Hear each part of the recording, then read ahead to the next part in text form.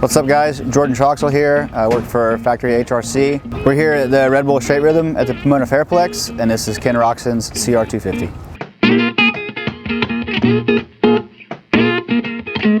So this whole thing started with, the two-stroke race at Straight Rhythm. Being only two strokes now and Kenny being a Red Bull athlete, we decided to come and do this year. And Lars actually went over to, we have an off-site warehouse, store a bunch of old bikes. And this is one of McGrath's bikes from like that 05-06 season that you see some of those pictures with him hole shotting or doing the knack with Ricky or whatever. So this is actually that motorcycle. This is a full works bike from the 05-06 era. We're a little unsure of the frame year because they kind of shared years right there. But yeah, it's a full-blown works bike from there, so it took a kind of a little bit of work to get them out and pull them apart. They've been setting for a while, so to go through everything, and every motor was gone through, seals replaced, and same thing with the entire chassis, and just a lot of the OEM parts that we could still have availability to order. Just cosmetically, we were trying to replace as much of those as we could. It's our modern front end, so it's our 2019 450 front end, stripped a set of clamps and some things like that, but Ken's 450 front brake, handlebars, the whole nine up there, so it's kind of a hodgepodge of a bike with the 06 chassis, kind of a modern front end, and then our 1994 Jeremy McGrath influenced graphics. Yeah, so on the front of the bike, like I said, it's our modern four-stroke front end. So it's our work Showa forks. It's really similar to what Ken normally runs. Obviously re-sprung and revalved for the lighter motorcycle.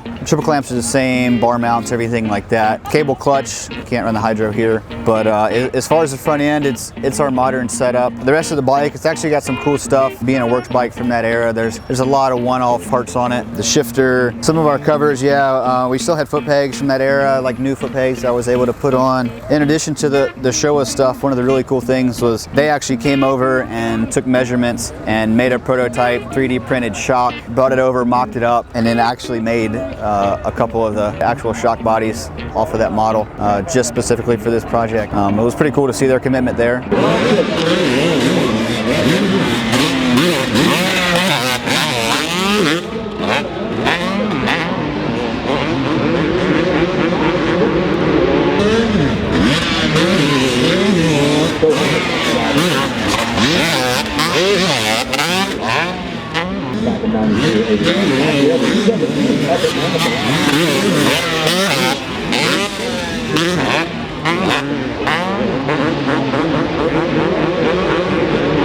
Yeah, being the different era and obviously a completely different motorcycle, there were several surprises, just different bolts and things like that they ran back then, even some heavier, basically lead-filled bolts to make sure they made weight type of situation because the bike was so light. So yeah, just a different era, a different way of building things back then. We got these things done. We actually have two identical bikes. They're both here on display, but we actually used one of them to do, Kenny got 3 or 4 days of some testing and some riding this thing in at the test track. So we're able to go through a couple of suspension settings for him, play with gearing a little bit. Other than that, the bike is so different. You have to ride it such a different way that just kind of let him get used to it and kind of adapt his style to the way the bike needs to be ridden. And it didn't take him long, pretty much on pace with normal lap times at our test track. I mean, it's a cool one-off project, but I'll be honest, I was kind of after that two-stroke era, so I didn't have a lot of experience and a lot of knowledge with these things. That's where Lars and our motor guy Bob came in and really helped us out as far as the jetting and the engine package and things like that. Yeah, Bob has some different clutch options for us, and we tried some different springs and things like that. With the cable clutch, it's just got a lot stiffer feel to it. So mainly just to try to get feel maybe a little softer without slipping for him. him.